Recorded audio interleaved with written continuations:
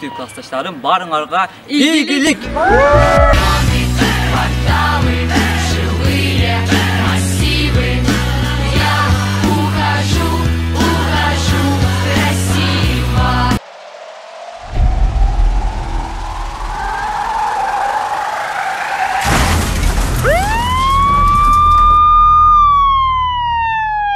Выпускников попали в аварию в Мангистау. Урматтуу Кадамчы районунун тургундары жана коноктору. Кадамчы райондук ички иштер бөлүмү боюнча жол кыймылдыгын коопсуздугун камсыздоо бөлүмчөсү айдоочуларга жана мектептердин бүтүрүүчүлөрүнө эскертет. 2022 жылдын 9-июнь күнү боло турган акыркы коңгуроо аземдерин райондук билим берүү бөлүмү тараптан түзүлгөн программанын негизинде гана өткөрүү, мектептердин акыркы коңгуроо аземдери бүткөндөн соң автокортеждерди уюштуруп, ар түрдүү мыйзам бузуучулукка барып, унаа жолдордун авто бейбаштарды уюштурууга чакырат.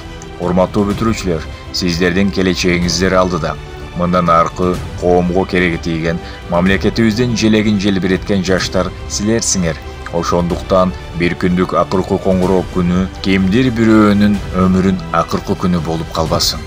Жол кырсыгын кесепетинен канчалаган өмүрлөр кыйылып, канчалаган адамдардын ден соолуктарынан ажырап калууда.